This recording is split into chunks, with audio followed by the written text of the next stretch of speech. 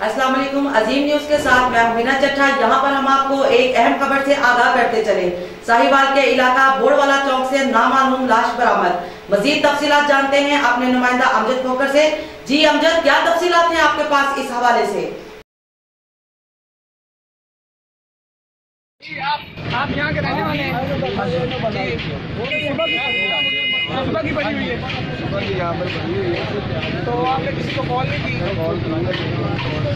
चला के करके 11 भाई वालों को कॉल किया आपने, उनका क्या कहना था?